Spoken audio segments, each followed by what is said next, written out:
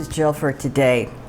Let me ask you, and you be honest, what is lurking in your freezer and perhaps in your refrigerator that you're saying, God, I really hate to throw that away, but I don't know what to do with it? You're gonna make soup. Let's come down here. I'm going to show you the stuff. You won't believe it. Okay, you have this, don't you, in your freezer? I just know you do. Look at this. All these frozen veggies. The packages are open, right? You've taken stuff out of them. And there they sit. In the twist tie on them. They're in the bottom of your freezer. Okay, so we've got that going for us. Now as we sweep across here, literally I had a piece of celery in there. This is a frozen bell pepper. So there's that. I had a half an onion. I had 1 carrot, a smidgen of parsley, of course the bay leaf I always have. And then I had a container that was half full of kidney beans. I pulled out just a little bit of pasta out of my pantry, which you can do or you don't have to do. I have a half a container of beef stock. You could use vegetable stock if you don't have beef stock, but this is what I'm talking about, cleaning things up. So I have some leftover beef stock, and then I have a can of V8 juice, and I also have some tomatoes. So this is what we're going to make an amazing leftover soup with. Now I'm going to do mine in the Instant Pot. You can do this on a stovetop just as easily. I'm going to get this all organized, and we're going to come back and we're going to make soup. All right, I have my pot ready to go. I have it on manual so you can hear it sizzling there. So the celery and the onions and the parsley and the carrots, those are all going in. I'm going to throw the 2 bay leaves in there at the same time. I'm going to throw the beans in and the macaroni. And then here comes the vegetables, right? Now this is really, your preference. But you see what I'm talking about? Ooh, but you don't want to throw it away. Maybe it's not good enough to eat as a side, side vegetable, but heck, So I'm going to put maybe about that much in. And I have just a little leftover corn, so that's going in. Now that bag gets to go into the garbage.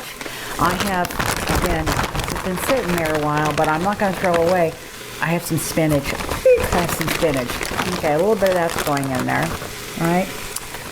And then I have some string beans, and those are all but gone, so those are going in. And I have some lima beans. Gosh, I couldn't think of what they were called. Lima beans, those are going in. A little bit more of those, because the director loves them. And then I have some peas. The peas are going to go in. Smidgen of those. And again, I'm getting the word that I should just keep dumping the peas in. The guy on the other end of the camera, that's good. That's good. All right. So again, it's preference, how many of which one you put in there, or how many, it's in your bag.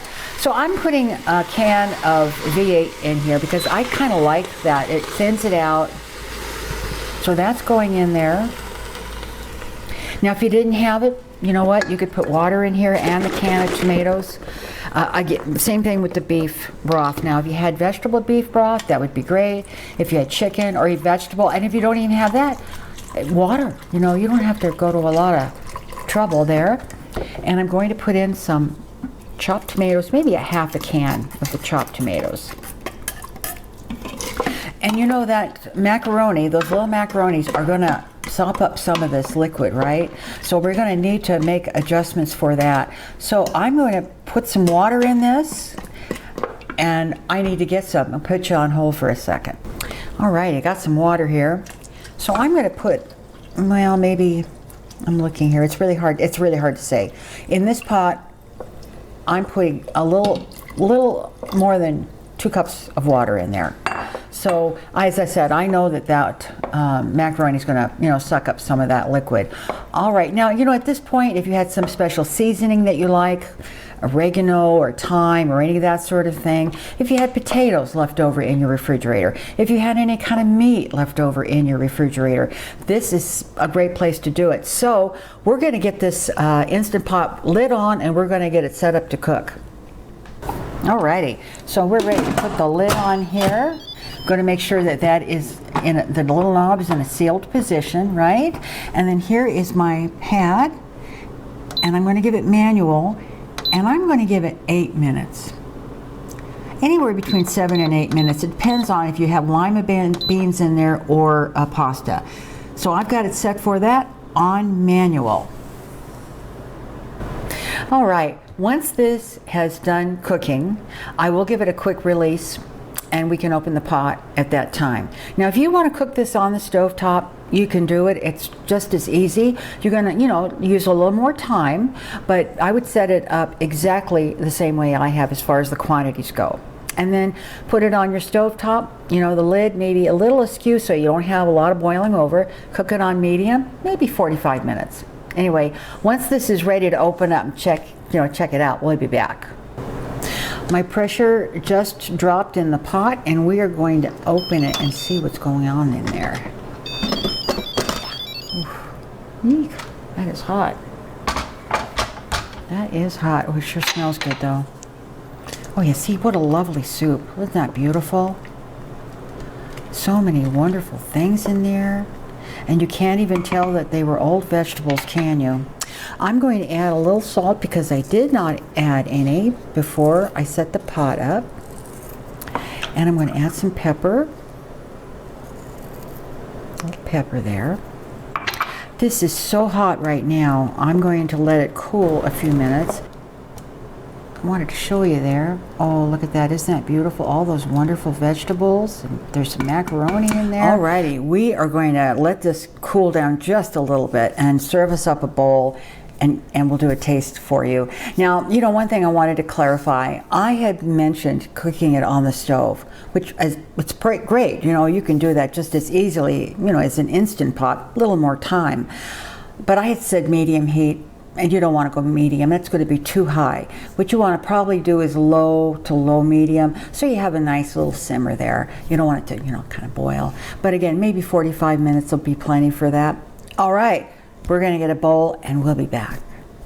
Well, it must be time to taste something. The director's here. Yeah, it is. It's lunchtime. It's very cold outside and we are hungry. Yeah. It smells really good. It's the perfect soup for a hot soup for a cold day. You're hungry. That's what happened there.